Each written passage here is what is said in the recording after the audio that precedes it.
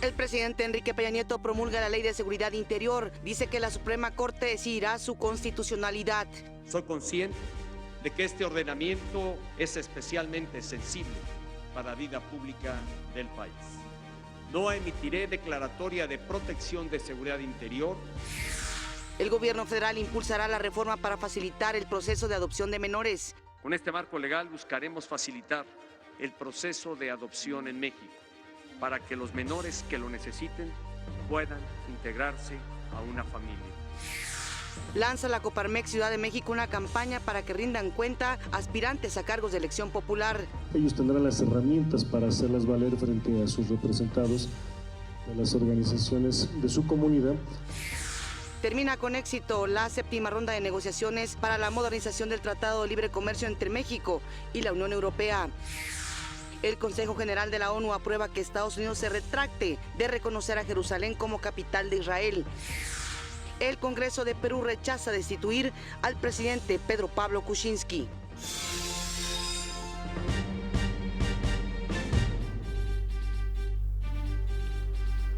Hola, ¿qué tal? Muy buenos días. Qué gusto que nos acompañen en una edición más de México al Día. En este momento la temperatura 8 grados centígrados en la capital del país. Desde aquí, como siempre, un saludo muy afectuoso a quienes nos están viendo en el interior de la República Mexicana. Ya prácticamente a un brinco de la Navidad. Saludo con mucho gusto, como cada mañana, a mi compañero Omar Cepeda. Omar. Así es, Pati, desde esta mañana seguramente las familias ya se despiertan pensando en qué cocinarán, cuáles serán los regalos del intercambio y por supuesto pues la lista de invitados. Les deseamos que la pasen muy bien y a disfrutar este periodo vacacional y decembrino. Saludo con mucho gusto a Griselda Yebra, quien se encuentra en la lengua de señas este 22 de diciembre del 2017. Son las 6:32 y estamos listos. Acompáñenos, este es su informativo. Le tenemos la noticia al día. Así es, será la Suprema Corte de Justicia quien analice la constitucionalidad de la Ley de Seguridad Interior. El presidente Enrique Peña Nieto promulgó la Ley de Seguridad Interior.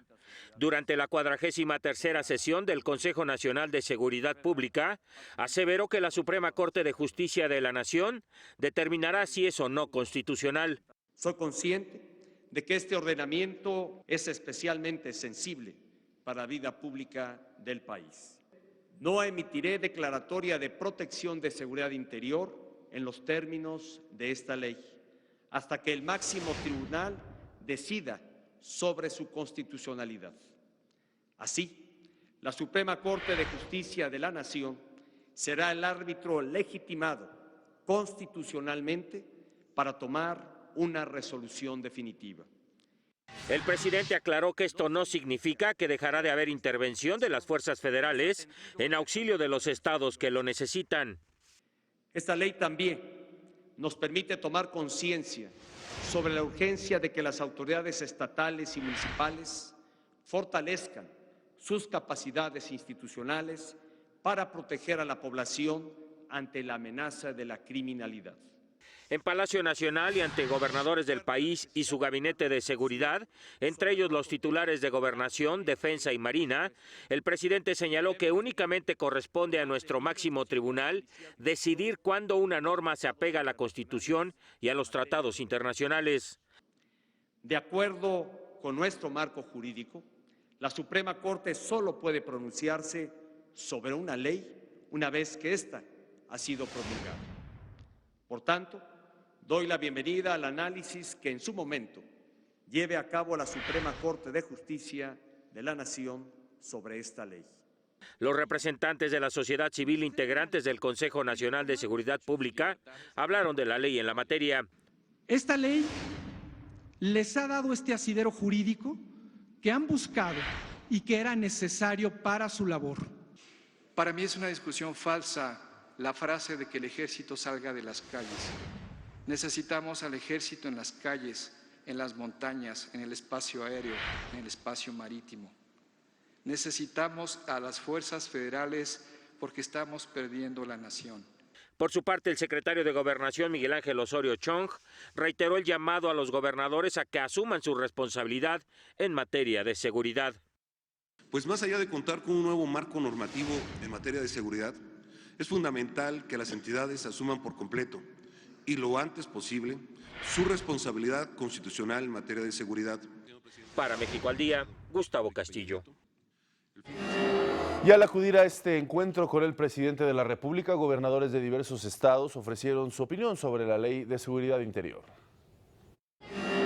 Contiene las bases que dan la certeza jurídica para la actuación de las Fuerzas Armadas y no hay la menor duda de que en ellas se establecen los protocolos para garantizar el pleno respeto a los derechos humanos. De ninguna manera, de ninguna forma se está poniendo en riesgo los derechos humanos. Efectivamente, siempre en el respeto al ámbito de los derechos humanos. Una ley jamás debe ir por encima de los derechos humanos. Eso se tiene que garantizar, no debe haber ambigüedades, debe ser clara, debe ser precisa en el actuar, sobre todo de nuestras Fuerzas Armadas. ¿Por qué? Porque necesitan certeza jurídica nuestras Fuerzas Armadas. Ellas no están diseñadas para estar en la calle. Si no hubiera la presencia de la Defensa Nacional, de la Marina, especialmente de la Policía Federal en Guerrero, sería verdaderamente totalmente ingobernable Guerrero. Yo creo que la presencia tanto de la Defensa Nacional como de la Marina han permitido que en Guerrero se pueda caminar. Es una ley que al final del camino da certeza, garantiza y delimita funciones para todos y cada uno de los que tienen la responsabilidad en la seguridad y la estabilidad de nuestro país, y nosotros estamos ciertos y seguros que llegarán a un buen acuerdo porque se necesita, y estamos trabajando porque en cada una de las entidades federativas haya esa fortaleza, ese trabajo en equipo. Por su parte, el presidente de la CNDH, Luis Raúl González, aseguró que escucharán a la sociedad para presentar una posible controversia. Estamos en ese análisis para ejercer nuestra atribución y escuchar a la sociedad en sus argumentos. La sociedad nos acercará seguramente sus argumentos también. Como institución del Estado mexicano estamos obligados a escuchar a esa sociedad. En la 43 o en la 43ª sesión del Consejo Nacional de Seguridad Pública se alcanzaron los siguientes acuerdos: solicitar a los diputados endurecer las penas dentro de la Ley Federal de Armas de Fuego y Explosivos, que se investigue toda muerte violenta de mujeres de carácter doloso bajo los protocolos de feminicidio, que los centros de justicia para las mujeres en las entidades se certifiquen cada 2 años, se aplique también el programa para la consolidación del Servicio Nacional de Atención de Llamadas de Emergencia 911, se elabora el Modelo Nacional de Justicia Terapéutica para prevenir el consumo de sustancias psicoactivas, coordinación entre las Fiscalías Generales de Justicia para concertar los recursos del Fondo de Aportaciones para la Seguridad Pública. El encargado de despacho de la Procuraduría General de la República, Alberto Elías Beltrán, indicó que durante 2017 la dependencia se fortaleció en materia de investigación de delitos. Destacó que a lo largo de este año la Agencia de Investigación Criminal capacitó a sus más de 600 analistas de información y policías federales ministeriales. También dijo que se creó la Unidad de Ciberseguridad, un equipo de tarea para colaborar con la Interpol, y ordenó la creación de la Oficina Nacional de Control de Política de Drogas. Creo que con esto vamos a permitir que la agencia y la Procuración de Justicia a nivel federal tenga una fortaleza importante en sus investigaciones, una investigación científica, que es lo que nos exige el nuevo sistema, pero nos exige más nuestra sociedad, que tengamos elementos reales para llevar una investigación, que cuando lleguemos a judicializar y se llega a juicio, todos los casos sean de éxito. El exsecretario general adjunto del Comité Ejecutivo Nacional del PRI, Alejandro Gutiérrez, fue vinculado a proceso por el delito de peculado agravado, según lo resolvió el juez de control Octavio Armando Rodríguez Gaitán. Un juez resolvió que hay elementos suficientes que hacen notoria la participación de Gutiérrez en el desvío de 250 millones de pesos del patrimonio público al gobierno de Chihuahua. El juez fijó un plazo de 4 meses para el cierre de la investigación. Vamos a hacer una pausa. Le recuerdo que usted ve México al Día.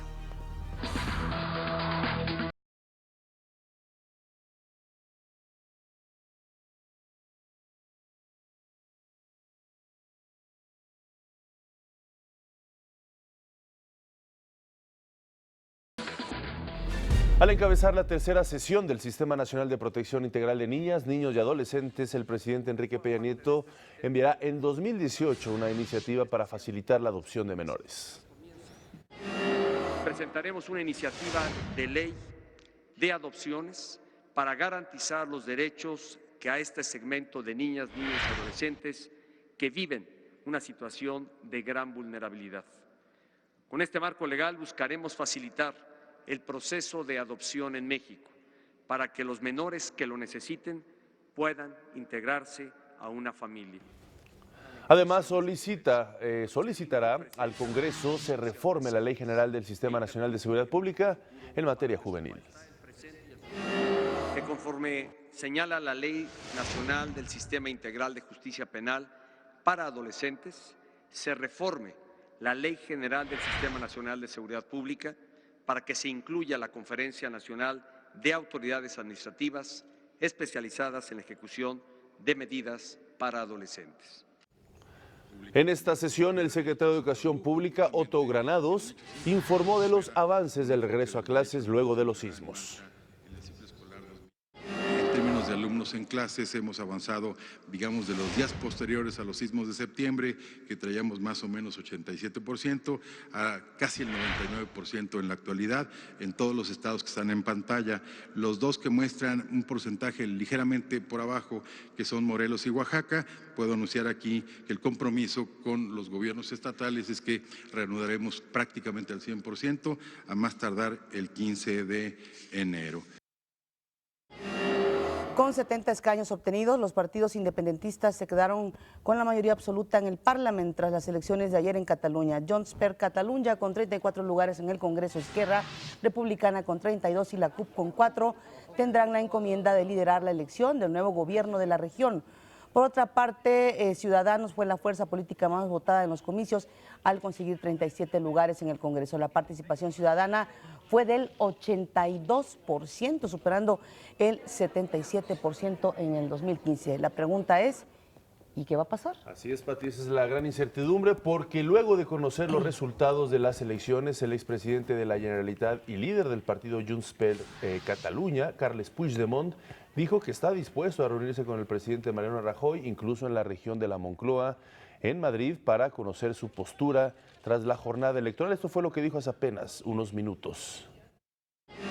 Todos sabemos que hoy en el Estado español los resultados de las elecciones aún no se han aceptado y no conozco cuál es la posición del presidente Rajoy, pero evidentemente no tendría ningún problema si hay las garantías de verme también en la Moncloa, ningún problema. Lo que quiero son soluciones. No puede haber ninguna solución, no se puede avanzar nadie si no se respeta el resultado de las urnas. Esto es indispensable en democracia y creo que unas elecciones con más del 80% de participación, honestamente, creo que son un mensaje nítido de los ciudadanos.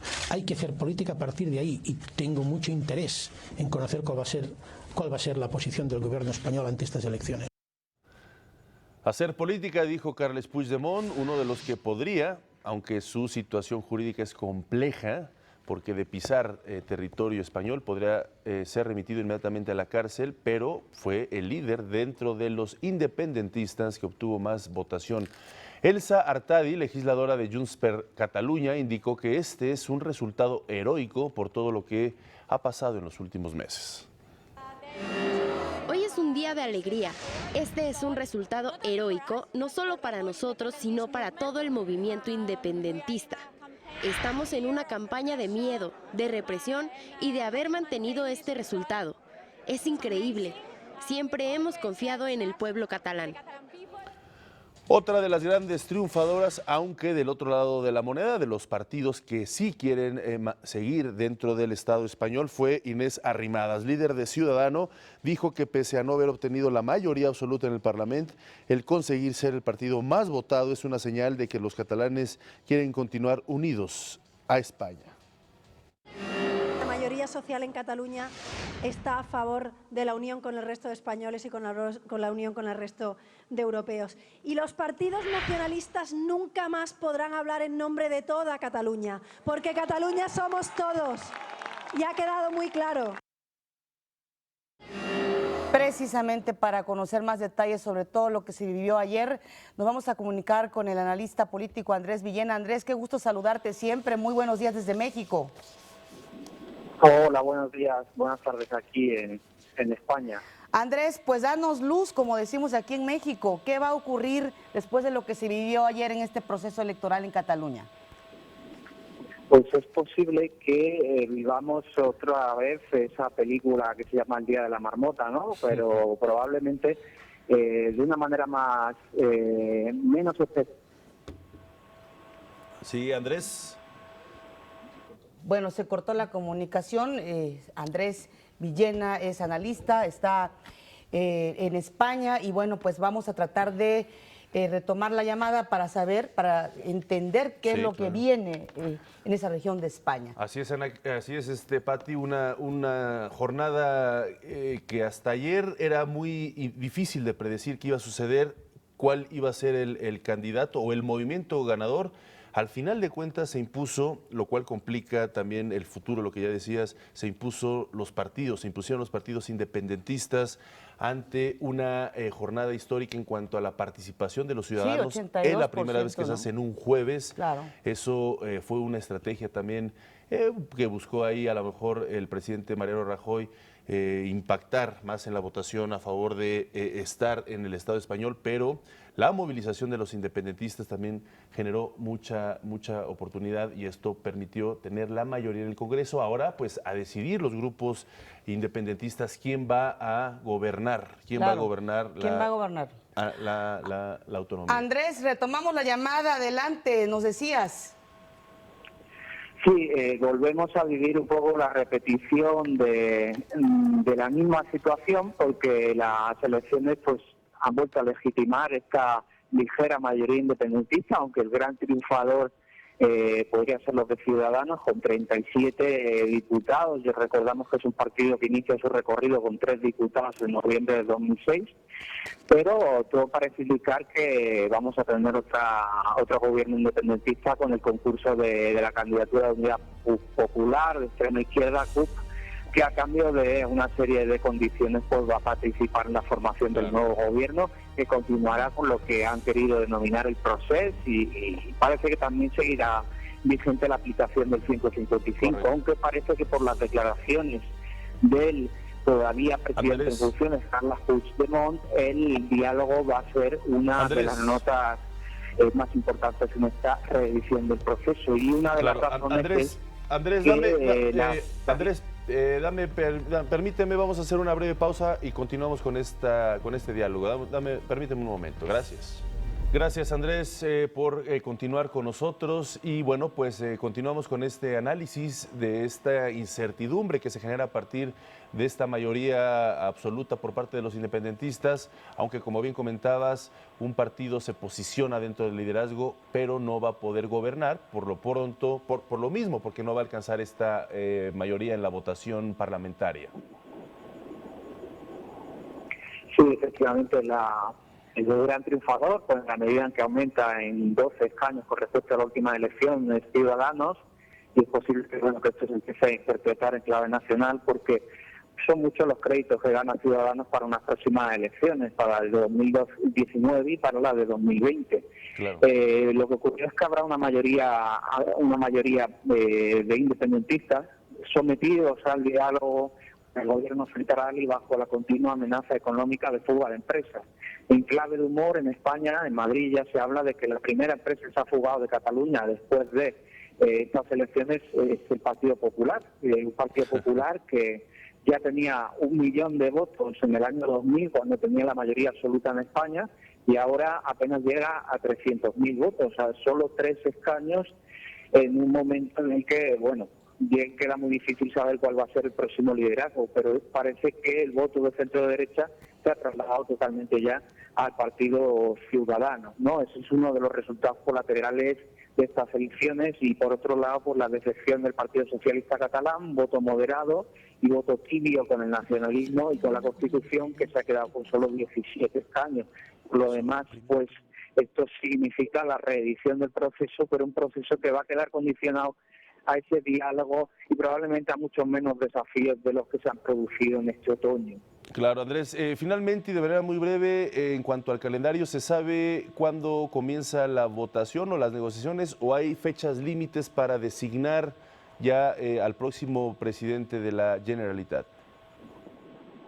Hay unos límites, pero todo parece indicar que los procesos para ponerse de acuerdo no van a ser demasiado complicados.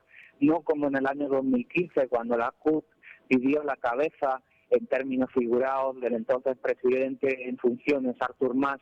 Ahora parece que va a ser mucho más sencillo, sobre todo cuando la CUP ha pasado de 10 representantes a 4. En cuestión de un mes o prácticamente semanas, es previsible que tengamos el nuevo gobierno, pero claro, la mayor incertidumbre se va a producir en qué medida este gobierno va a adoptar decisiones con respecto a la independencia cuando les está costando pues esa salida de empresas, ¿no? Claro. Esa va a ser la mayor incógnita, tanto para el lado independentista como para el lado no independentista, que también pues ha convertido este tema en el principal de conversación en todo el territorio español. Claro, pues una situación que no resuelve esta incertidumbre en España. Muchísimas gracias, Andrés, por estar con nosotros en México al día. Un fuerte abrazo hasta Madrid. Gracias a ti. Y en otros asuntos, vámonos a ver cómo van las elecciones hacia el 2018 aquí en México. Andrés Manuel López Obrador, precandidato a la presidencia por Morena, Partido del Trabajo y Encuentro Social, concluyó su gira por la Huasteca hidalguense. Realizó mítines en los municipios de Apan, Cuautepec, de Hinojosa y Acaxoxitlán. Por la tarde, en Pachuca, aprovechó para hacer un video en el que convocó a los ciudadanos a participar en la conformación de un censo de obras inconclusas, mismas que, dijo, de resultar presidente, rehabilitará. Envíenme información, envíenme un reporte y vamos a elaborar un plan para que al triunfar se puedan rehabilitar todas estas obras, aprovechar lo que ya se invirtió, lo que ya se gastó. También ofreció frenar el alza de la gasolina, rehabilitar 6 refinerías y construir 2 más. Durante sus mítines, una activista de la comunidad lésbico-gay se manifestó, por lo que el precandidato le pidió subir al estrado. Ahí reiteró su compromiso con la diversidad sexual. José Antonio Meade, precandidato del PRI, Verde y Nueva Alianza, manifestó que una de sus propuestas primordiales es la seguridad. Dijo que la estrategia para combatir al crimen organizado será el uso de sistemas de inteligencia, atacar la estructura financiera de los grupos delictivos, pero no abordar el problema de manera frontal. En materia de seguridad tenemos que enfrentar con mayor inteligencia el reto de las armas. Todos los estudios que hemos venido viendo acreditan que la presencia de armas exacerba el reto de violencia. Tenemos que acabar con el dinero de los carteles y tenemos que hacer el centro de nuestra estrategia la inteligencia y el combate a los recursos ilícitos. Advirtió Meade que el país no se puede dejar en manos de ocurrencias y que se tiene que buscar un liderazgo experimentado que dé confianza para enfrentar los retos del futuro. El precandidato de la coalición por México al frente, Ricardo Anaya, comió en privado con el jefe de gobierno de la Ciudad de México, Miguel Ángel Mancera. Su salida dijo que el mandatario capitalino no requiere ninguna invitación para integrarse a su precampaña porque es parte fundamental del frente y estará incluido en todas las grandes decisiones de este proceso. Bueno, como ustedes saben, el doctor Mancera ha sido un pilar, yo diría inclusive fundador de la idea del Frente Ciudadano por México, ahora coalición electoral. Nos sentimos muy contentos, todos los que formamos parte del Frente, de saber que no solamente fue parte de la idea original, sino que hoy está atento, está vigilante, está participando en este proceso, particularmente en el concepto del gobierno de coalición. Coincidimos en que hoy México requiere un cambio profundo, no podemos ya seguir por este camino. Vamos a nuestro primer resumen.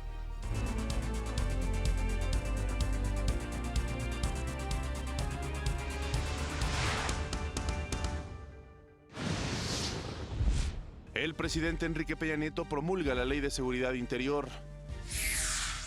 El precandidato del PRI a la presidencia, José Antonio Meade, propone combatir la estructura financiera de los grupos delictivos. Andrés Manuel López Obrador convocó a los ciudadanos a participar en la conformación de un censo de obras inconclusas. El precandidato de la coalición por México al Frente, Ricardo Anaya, se reunió con el jefe de gobierno de la Ciudad de México, Miguel Ángel Mancera. El Congreso de Nuevo León aprobó en comisiones la licencia para que Jaime Rodríguez el Bronco se separe del cargo como gobernador. En noticias internacionales, con 70 escaños obtenidos, los partidos independentistas se quedan con la mayoría absoluta en el Parlamento catalán. Más adelante, una colección de más de 200 nacimientos provenientes de todo el país se presenta en el Museo Nacional de Culturas Populares.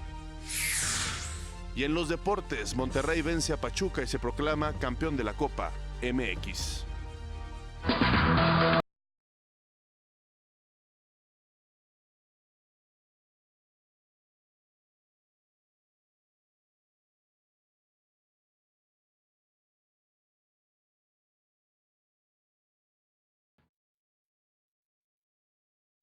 El Congreso de Nuevo León aprobó en comisiones la licencia para que Jaime Rodríguez Calderón se separe del cargo como gobernador. Mañana será discutido en el Pleno. Sin embargo, los diputados aclararon que Jaime Rodríguez Calderón no escogerá al gobernador interino, ya que no está facultado para ello. Mientras tanto, Pedro Ferriz de Con visitó Guadalajara, en donde buscó la recolección de firmas. Más tarde dio una conferencia de prensa para presentar su proyecto a los ciudadanos. Armando Ríos Peter publicó video en sus redes sociales para agradecer las firmas que ha recolectado en Aguascalientes y dice que continúa por buen camino. Finalmente, un grupo de más de 20 artistas, escritores, activistas y cineastas publicaron un video en apoyo a María de Jesús Marichuy para pedir que la gente firme y apoye su deseo de ser candidata independiente. Y luego del reciente debate entre algunos candidatos a la presidencia respecto a realizarse o no exámenes antidoping, el Instituto Nacional Electoral ya hizo un pronunciamiento al respecto. De acuerdo con el consejero Marco Antonio Baños, el INE no está facultado para realizar estos exámenes toxicológicos, por lo que ni esta prueba ni ninguna otra en materia de salud se les pedirá como requisito extra a los candidatos para su registro. El INE aprobó 2 de las 3 coaliciones que solicitaron su registro. Se enviará al Consejo General los dictámenes correspondientes para la aprobación de las alianzas México al Frente, integrada por el PRD, PAN y Movimiento Ciudadano, y juntos haremos historia de Morena, Partido del Trabajo y Partido Encuentro Social. Mientras que para la de MIT Ciudadano por México se propuso posponer la discusión de la coalición por requerir mayor estudio para aclarar aspectos del convenio. La Confederación Patronal de la República Mexicana presentó la campaña ¿Quieres mi voto? Ríndeme cuentas. El propósito es que servidores públicos con aspiraciones políticas para las elecciones de 2018 en la Ciudad de México informen de los resultados de sus cargos actuales. Esta campaña cuenta con una herramienta digital a la que la población tendrá acceso para consultar la información. Comienza a partir de este jueves y concluirá en junio de 2018. Ellos tendrán las herramientas para hacerlas valer frente a sus representados, a las organizaciones de su comunidad, para poder exigir en tal caso de manera más directa a estos servidores públicos que estarán dejando sus cargos para aspirar a otro, el éxito, el comportamiento de su desempeño.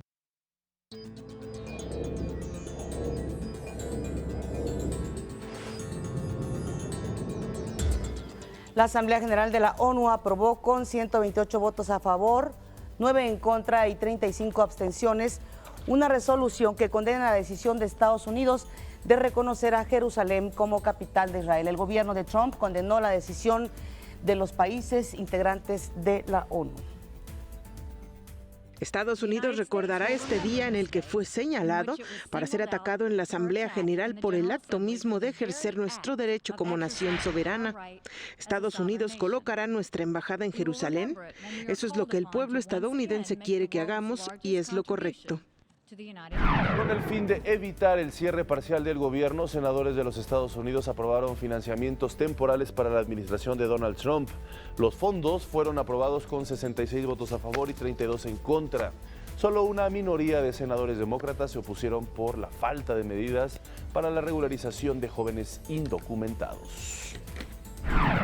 El Pleno del Congreso de Perú rechazó el pedido de destitución presentado por la oposición contra el presidente Pedro Pablo Kuczynski. El mandatario fue acusado de haber mentido sobre sus vínculos con Odebrecht.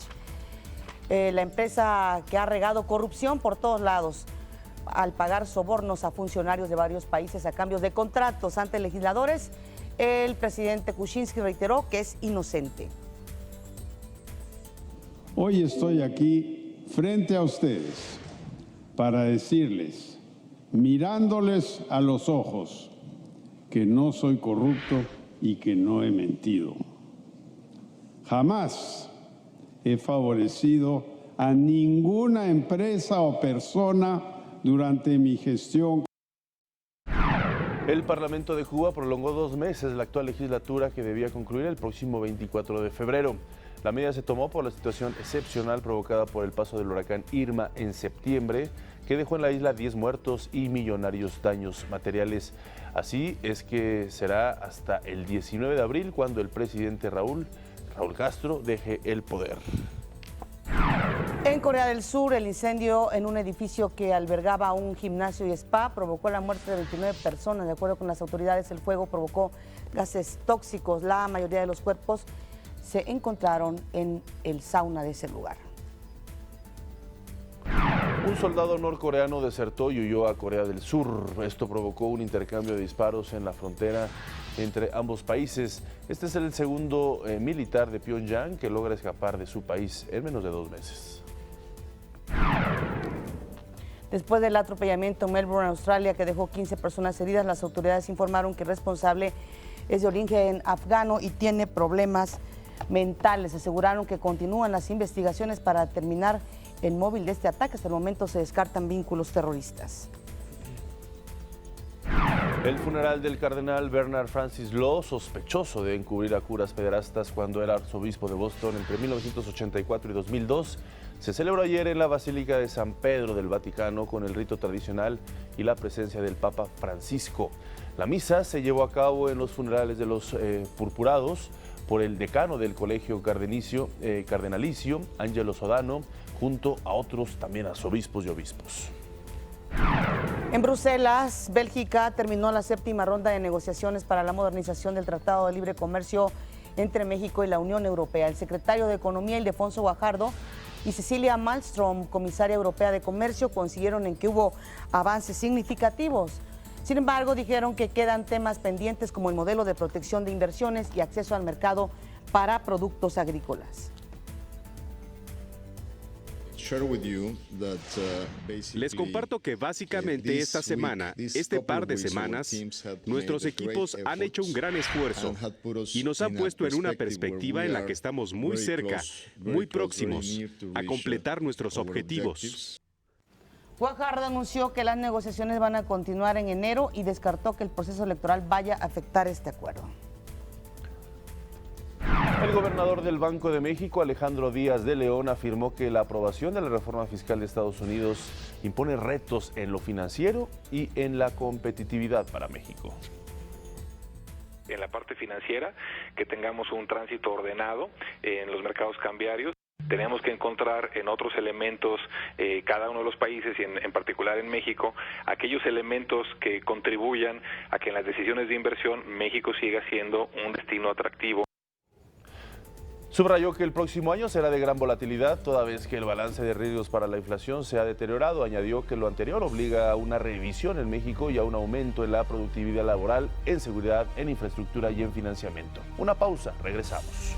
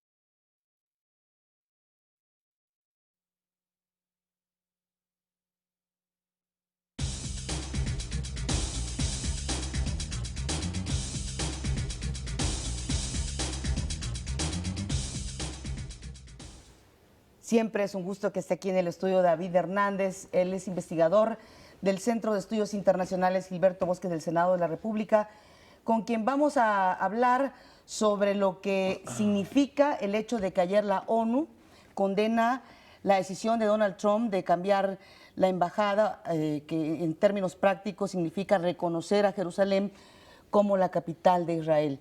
Muchas gracias, David, como siempre, por estar aquí. Gracias a ustedes. Buenos días. Y que nos digas, bueno, ¿cuál es el peso de esta resolución de la ONU? Sí, bueno, en realidad, bueno, es un voto a favor, definitivamente.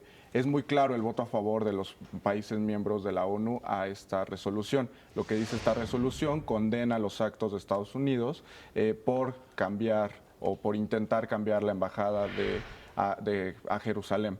En este sentido, es importante mencionar el contexto en el que se da. Sí. La semana pasada en el Consejo de Seguridad se trató de promover una resolución en el mismo sentido. Evidentemente, Estados Unidos la rechaza, ejerce su derecho al veto y pues definitivamente lo que deciden es pasar a la Asamblea General, donde pues es un consenso mucho más democrático el que se ejerce. Es muy interesante quién es quien promueve estas dos resoluciones. En el Consejo de Seguridad es Egipto, pero en la Asamblea General es Yemen y Turquía, dos países muy importantes en la región. Yemen, por ejemplo, hay que recordar, está en una guerra, pero Turquía es importante mencionarlo porque Turquía tiene lazos muy estrechos con Israel. Esto es importante decirlo porque justo el año pasado restablecieron relaciones diplomáticas después de un conflicto muy fuerte. Entonces es interesante el papel que está jugando Turquía como promotor de la causa palestina en Medio Oriente. Sí, además un país con fuertes vínculos en la parte occidental, no hay que recordar que estuvo cercano a convertirse en un país miembro de la Unión Europea, por lo cual el papel de Turquía, en efecto, por su realidad geopolítica, es fundamental. Me gustaría preguntarte, entonces, ¿qué sigue dentro de las posturas de los países árabes? ¿Se están conformando precisamente para hacer un equilibrio contundente contra incluso próximas medidas de Donald Trump? Sí, claro, definitivamente los países árabes, como lo platicamos justo la semana pasada, también en el seno de la Organización de Cooperación Islámica votaron resoluciones que tienen que ver con la condena a la decisión de Estados Unidos. También es muy importante los países latinoamericanos, cómo es que votaron en esta resolución. Y es que los países latinoamericanos están dispersos. La verdad es que aunque somos una región relativamente homogénea y con intenciones pues hacia un mismo sentido, la verdad es que los países latinoamericanos votaron muy dispersos y es interesante señalar la posición de Guatemala y Honduras. Y es que estos dos países votaron en contra de la resolución, lo que significa que hay ahí intereses mayores. Es probable que esto haya tenido que ver con la amenaza del presidente Donald Trump de querer quitar el apoyo financiero que da a ciertos países alrededor del mundo. Esta definitivamente fue una amenaza y es probable que estos países hayan sucumbido a esto. Claro. David, el asunto que preocupa o que nos ocupa por entender es, bueno, todo esto generado por Donald Trump, pues ¿cuál será el objetivo? ¿Qué está pretendiendo desestabilizar la zona? ¿Qué ven ustedes? Nuevamente, creo que es una decisión política, creo que el interés es definitivamente demostrar cómo es que para él sus promesas de campaña las cumple. Tiene el interés de cumplir todas estas promesas que otros presidentes no habían cumplido. La realidad es que Estados Unidos mantenía ya el reconocimiento hasta cierta medida de Jerusalén como la capital de Israel. Lo que sucedía es que en realidad se aplazaba cada lapso el reconocimiento oficial y el traslado de la embajada. Entonces, lo único que Donald Trump hizo fue no aplazar, reconocer de manera oficial y en este sentido la política exterior de Estados Unidos. Y sobre todo, yo creo que con la intención de una posible reelección. Sí, claro, definitivamente esto en la campaña será de suma importancia para él. Poner una lista de qué cosas que prometió durante la campaña ha cumplido. David, ¿cuál ha sido el papel al respecto de estas potencias, sobre todo de Rusia y de China, sobre todo cuando en el último discurso sobre seguridad nacional del presidente Trump los ubicó como los contendientes, ya como los otros países potencia en el mundo. Sí, claro. En este caso creo que la posición, por lo menos de China, ha sido alejada, no se ha involucrado. Rusia sí ha emitido un par de comunicados en los que también condena la decisión de Estados Unidos. Quisiera, por ejemplo, en este momento rescatar la posición de México. Y es que la posición de México ya se ha criticado en redes sociales principalmente. México se abstuvo en la votación del día de ayer. ¿A qué lo atribuyes? Pues definitivamente nos encontramos en un proceso de renegociación de un tratado muy importante, el Telecán.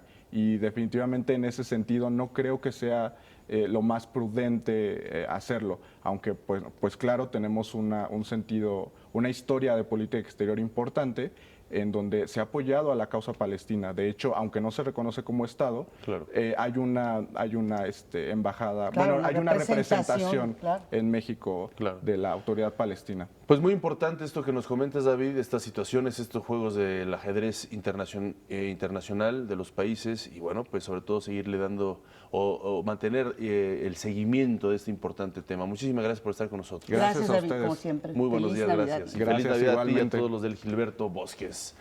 Y vamos a las breves del país.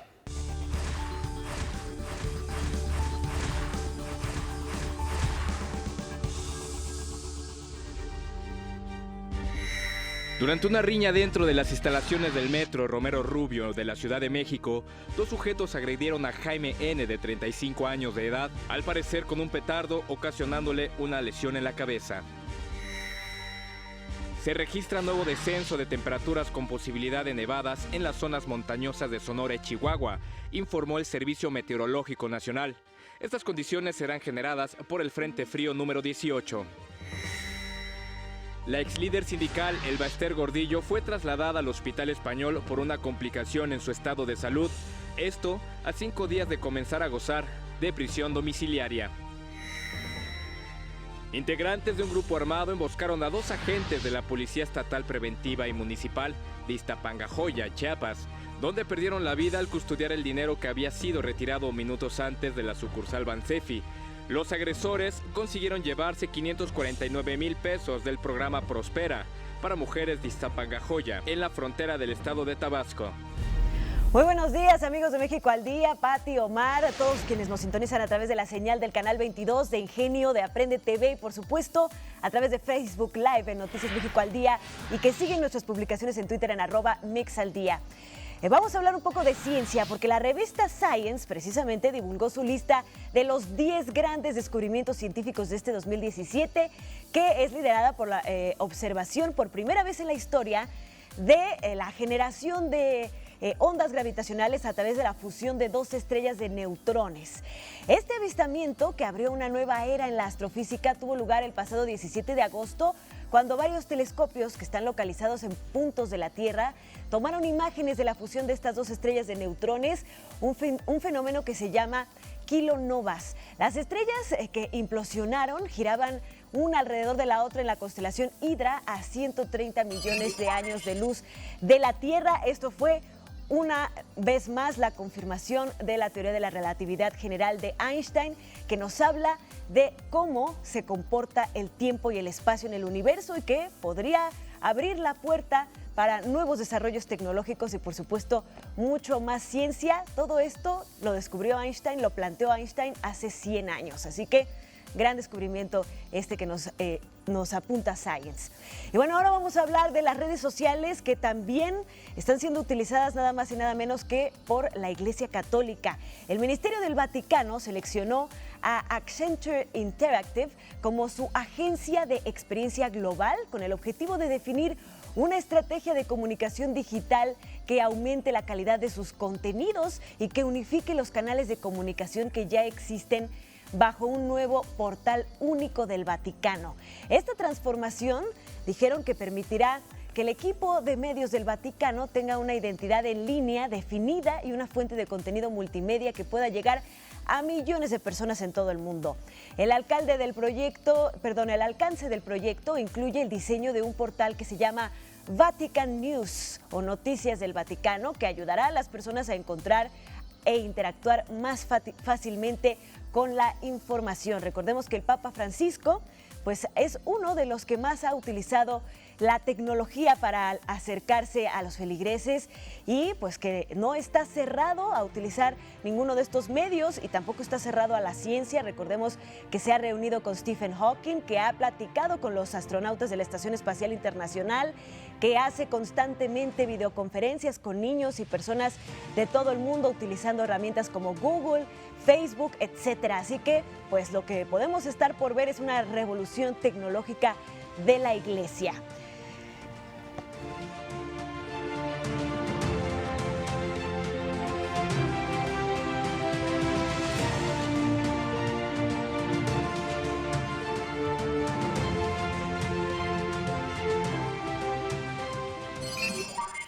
Podremos estar viviendo en un mundo al revés, un papa que está a la vanguardia de la ciencia y la tecnología y un presidente de los Estados Unidos que no cree en el cambio climático.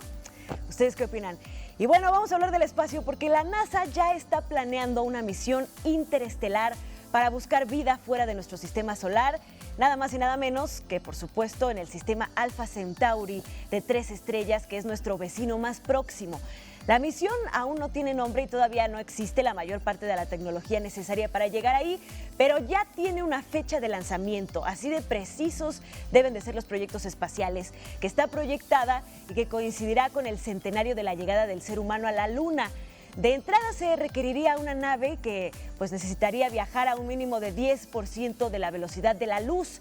La constelación Alpha Centauri está a 4.4 años luz de distancia e incluso si se lograra una décima parte de la velocidad de la luz, el sistema seguiría haciendo un viaje de 44 años, llegando a nuestro vecino más cercano en el 2113, porque la misión está planeada para despegar en el 2069. Sin embargo, ya hay planteamientos porque los nuevos lineamientos de la NASA pues le obligan a empezar a planear en la exploración interestelar. Así que esto nos permite soñar, planear y por supuesto superarnos a nosotros mismos. Esta es la información y que tengan muy feliz Navidad. Gracias, Anita. Y durante la época decembrina, ¿qué le cuento? Pues resulta que, pues si lo pensaba, es cierto, abusamos de la ingesta calórica y esto puede afectar nuestra salud. Aquí algunas recomendaciones.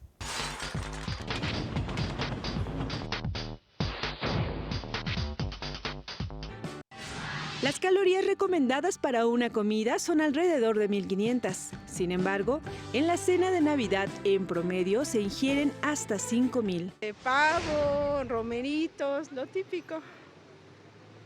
¿Qué más? Ensalada de manzana y ponche.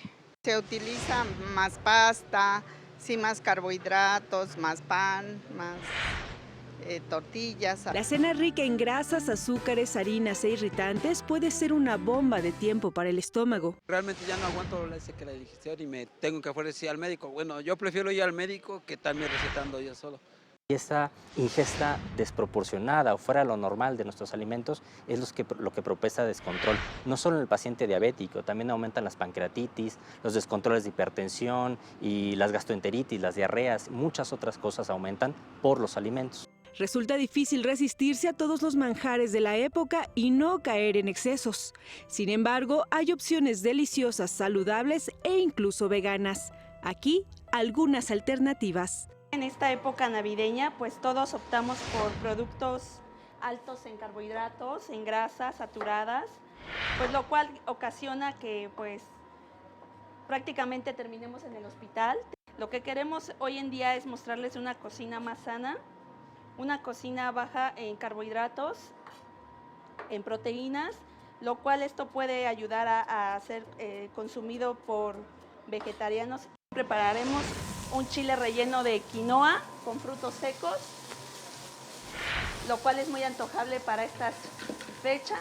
Utilizaremos ingredientes fáciles de adquisición como el arándano, nuez, almendra, pues todos son productos prácticamente que se tienen en el mercado y a la mano de todos. La quinoa que resultó ser un producto muy de moda en estos días y que nos ayuda bastante bien a sustituir a la carne. Pues estamos acostumbrados a tener unas cenas fuertes, pesadas en carbohidratos, lo cual debería de ser todo lo contrario, puesto que es ya casi la hora de dormir.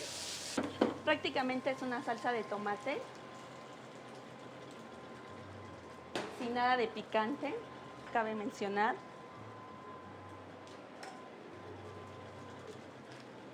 La cual nos va a servir para acompañar nuestro chile relleno de quinoa y frutos secos.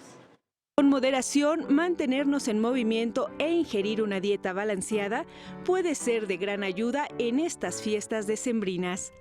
Para México al Día, Rosalba Aguirre.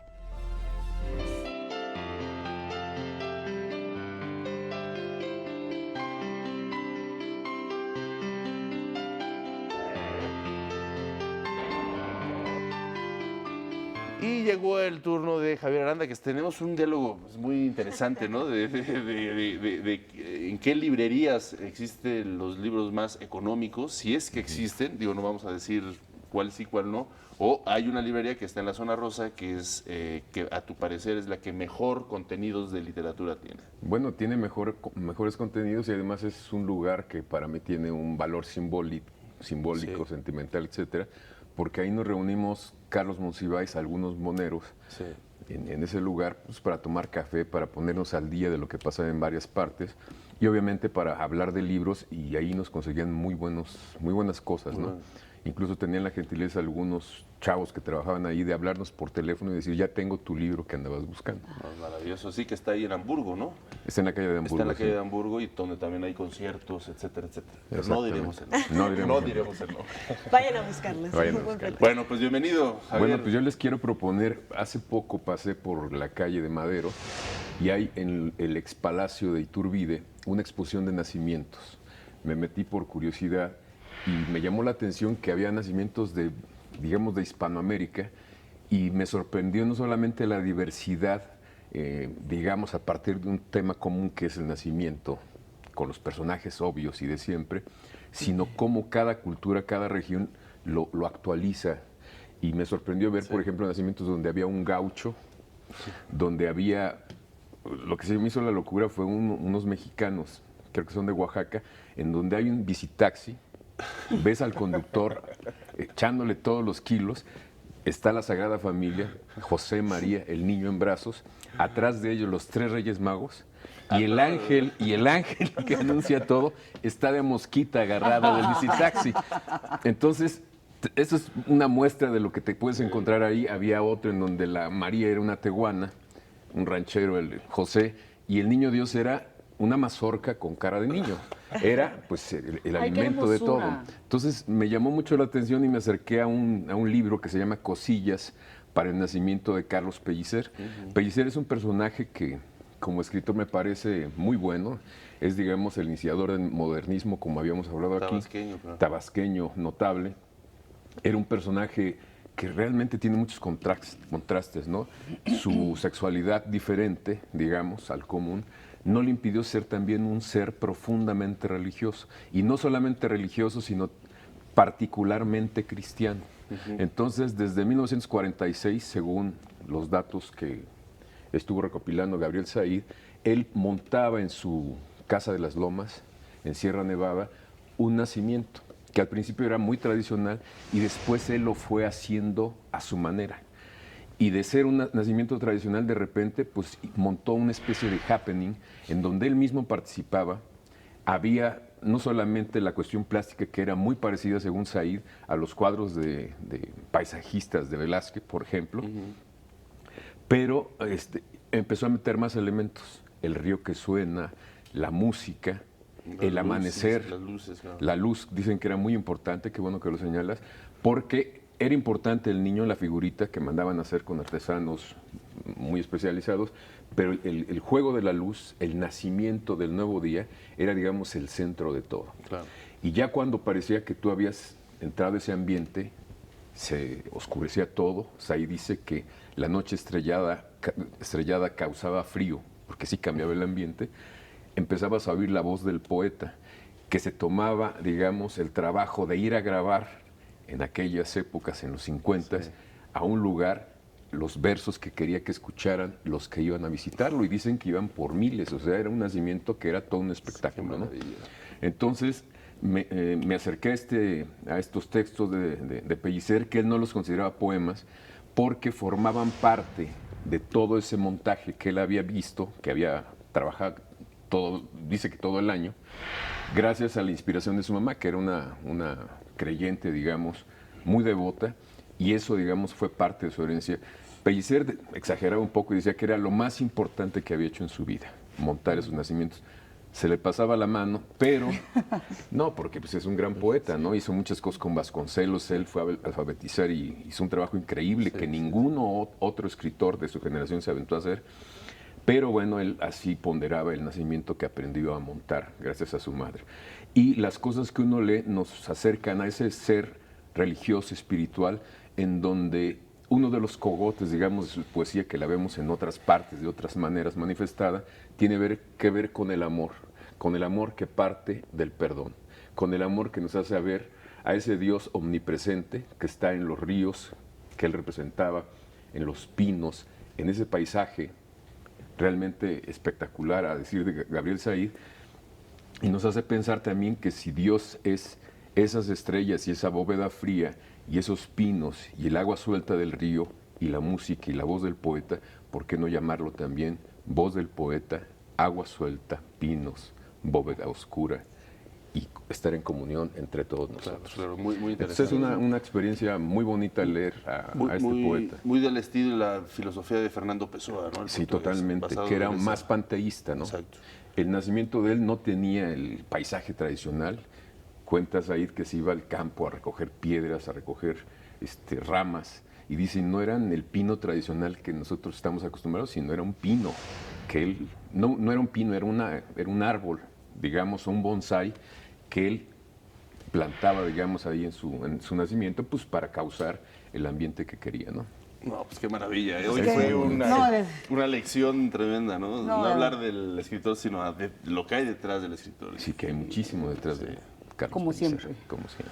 Pues encantador, muchísimas gracias. ¿Dónde vas a pasar Navidades? Pues voy a estar aquí, mi hija estudia en Puebla, entonces viene a vacacionar acá. Perfecto. Entonces estaré por acá. Encantadora tu hija, por cierto, porque es una chica además con 2 carreras, literatura y una parte de ingeniería. Ingeniería electrónica, sí. ¿Lo sacó a ti, seguramente? No, porque ella ya conoce autores que yo no conozco. Anda ahora tras un escritor, un sabio del siglo XVI, Caramuel, que yo no conocía más que de muy refilón, y está clavadísima en ese autor. Va a superar al padre, va a superar.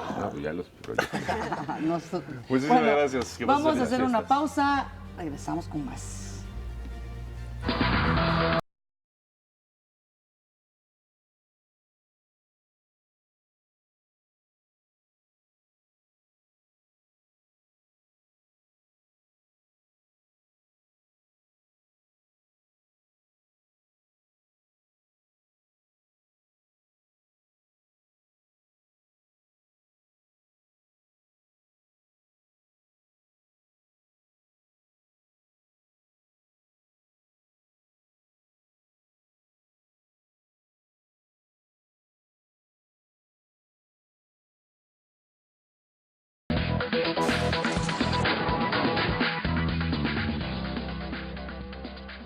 Y este viernes a las 13 horas el presidente Enrique Peña Nieto encabezará la ceremonia conmemorativa del 202 aniversario de la muerte del generalísimo don José María Morelos y Pavón, siervo de la nación, esto en Ecatepec, Estado de México. Vamos ahora al resumen.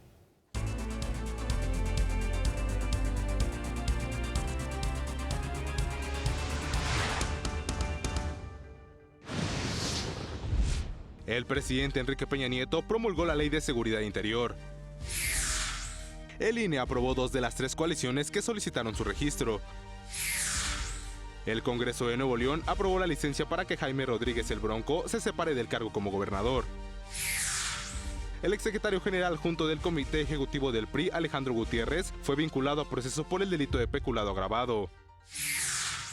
En noticias internacionales, el Senado de los Estados Unidos aprobó el financiamiento temporal para la administración del presidente Donald Trump.